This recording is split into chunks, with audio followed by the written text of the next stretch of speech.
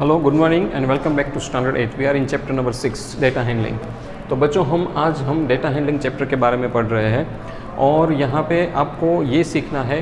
हालांकि ये concept already आपने सीख लिया है अपने लोअर ग्रेड्स में 6 और 7 स्टैंडर्ड में, और यहाँ पे थोड़ा और डिटेल में हमें डेटा हैंडलिंग के बारे में पढ़ना है।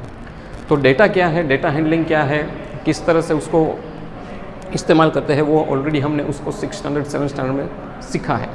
यहाँ से आपको मैं थोड़ा रिफ्रेश कर दूँ कि डेटा मतलब कुछ नहीं है। जब हम कोई किसी चीज़ के बारे में इंफॉर्मेशन कलेक्ट करते हैं और वो भी न्यूमेरिकल इंफॉर्मेशन, तो उसको डेटा कहते हैं। और आज के समय में तो जब यहाँ पे हमारा जो वर्ल्ड है आज इतना एडवांस हो चुका है कि आज डेटा का बहुत महत्व हो गया है। हर एक चीज़ में अगर हमारे पास डेटा है तो हमें काफ़ी कि हमारे पास काफ़ी चीज़ें ऐसी आ जाएगी डेटा के द्वारा कि हम हर एक चीज़ को बहुत ही सेफ्टी से रह सकते हैं, बहुत समझदारी से कोई काम कर सकते हैं। तो कोई कभी ये डेटा हमें कोई बहुत बड़ी नुकसानी से भी बचा सकता है और बहुत सारी चीज़ों में काम आ सकता है। इन शॉर्ट, चलो ये बात हम एक बाजू रखते हैं, लेकिन यहाँ पे हमारा जो कॉन्सेप्ट है डेटा में उसके बारे में सोचते हैं। तो न्यूमेरिकल इन्फॉर्मेशन, और मैंने आपको 7 स्टैंडर्ड में भी बताया था, 6 स्टैंडर्ड में भी बताया था बच्चों की जो डेटा हम न्यूमेरिकली कलेक्ट करते हैं उस डेटा को हम अलग अलग तरीके से रिप्रेजेंट करते हैं, जैसे कि पाई चार्ट से, टेली मार्क्स से, बार ग्राफ से, और न जाने और कितने भी तरीके हैं। और आज के समय में तो डेटा डिजिटली भी रिप्रेजेंट किया जा सकता है, ताकि एक जो इलिटरेट इंसान भी हो तो उसको भी थोड़ा बहुत कुछ समझ में आ जाए। ये उनका मेन मकसद रहता है। तो डेटा जब हमारे पास आता है तो हम उसको क्या करते हैं, पहले तो डेटा को सिस्टमेटिक अरेंज करते हैं, उसको ग्रुपिंग करते हैं, फिर उसको जहाँ जिस का डेटा है उसको उस कैटेगरी में डाल देते हैं, और फिर उसको हम रिप्रेजेंट करने जाएं। और रिप्रेजेंट करने का बहुत सारा तरीका है। तो इसमें से एक तो हमारा तरीका बहुत ही कॉमन था, वो बार ग्राफ था। वो हमने ऑलरेडी ये कॉन्सेप्ट 6 में भी पढ़ा था, 7th में भी पढ़ा था। और बार ग्राफ क्या है वो ऑलरेडी आपको पता है। और यहाँ पे हमें एक और चीज़ के बारे में पढ़ना है, वो हिस्टोग्राम। हाँ, ये थोड़ा आपके लिए थोड़ा अलग सा कॉन्सेप्ट होगा, व्हाट इज़ हिस्टोग्राम। क्योंकि बार ग्राफ की चर्चा हम नहीं करेंगे, क्योंकि बार ग्राफ ऑलरेडी आपको आता है, आपने 7th में भी पढ़ा था, 6 में भी पढ़ा था। लेकिन हिस्टोग्राम के बारे में आपने कम सुना है। What is the difference between bar graph and histogram. Histogram भी एक डेटा रिप्रेजेंट करने का एक तरीका ही है और कुछ नहीं है।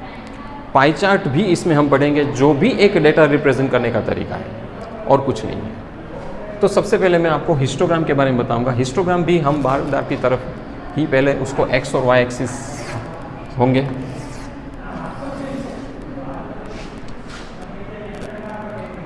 उस एक्स और वाई एक्सिस पे ही बनाना है, ग्राफ में ही बनाना है, बार्स ही बनानी है, सब कुछ वही करना है। हिस्टोग्राम को डिटेल में जानने से पहले हिस्टोग्राम कहाँ पे यूज़ होता है, क्यों यूज़ होता है, वो जानना पड़ेगा। और what is the difference between the bar graph and histogram. मुझे कौन सा डेटा हिस्टोग्राम में इस्तेमाल करना चाहिए, कौन सा डेटा बार ग्राफ में इस्तेमाल करना चाहिए, ये मुझे पता चले। बेसिकली डिफरेंस यहाँ पे है। तो कोई डेटा आपको क्लास इंटरवल्स में मिले। क्लास इंटरवल्स मतलब जैसे कि मैं आपको बताऊं कि मेरे पास कोई एक पर्टिकुलर क्लास के सभी बहुत सारे मार्क्स हैं, और मुझे बहुत बड़ा क्लास है मेरा, करीबन 50 to 60 बच्चे हैं। तो मुझे हर एक बच्चों के अलग अलग सब्जेक्ट के अलग अलग मार्क्स है और मेरा काम बहुत बढ़ गया है। तो मुझे उसको अरेंज करना है। तो मैं क्या करूँगा, मानो कि 100 मार्क्स का पेपर है, तो मैं क्या करूँगा, इस मार्क्स को क्लास इंटरवल में डिवाइड करूँगा। जैसे कि यूँ चालू करूँगा, 10 to 20 मार्क्स वाले बच्चे कितने हैं, मानो कि क्लास में 5 हैं।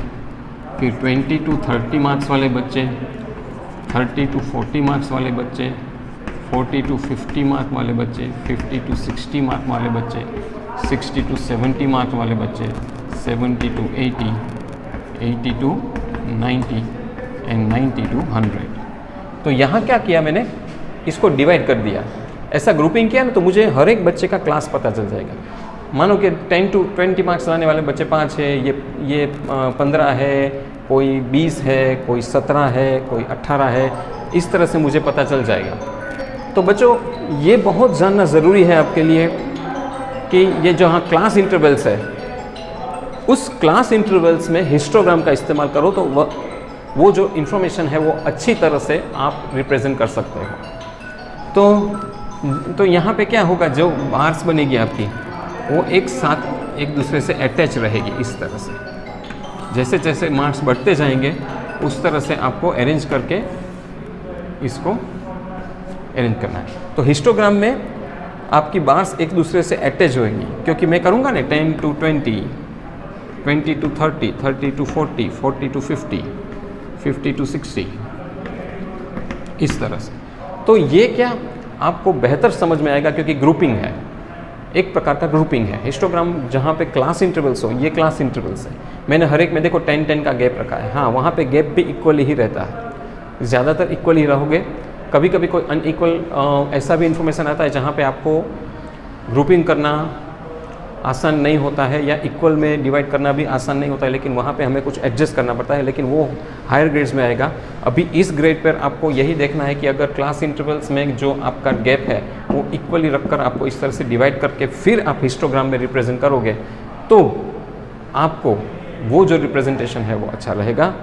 फिर आपको यहाँ पे प्रोबेबिलिटी के बारे में पढ़ना है। तो इस तरह से ये पूरा चैप्टर है। फिलहाल इसका इंट्रोडक्शन पार्ट में इतना ही है। बच्चों, ये इंट्रोडक्शन पार्ट को अच्छी तरह समझना, और टेक्स्ट बुक्स में से कुछ ऐसे पॉइंट्स है वो आप पढ़कर नोट डाउन कर लेना अपनी टेक्स्ट बुक, अपनी नोटबुक में, तो आपको बेहतर रहेगा। और कोई डाउट हो तो ज़रूर बताना। अगला वीडियो मेरा इस एक्सरसाइज के 5.1 या 6.1 सॉरी उस एक्सरसाइज से होगा, जहाँ पे हम प्रैक्टिकल सम्स हिस्टोग्राम के और पाई चार्ट्स के और डाटा हैंडलिंग के सॉल्व करेंगे, तो आपको और कंसेप्ट क्लियर हो जाएगा। Thank you very much for listening me.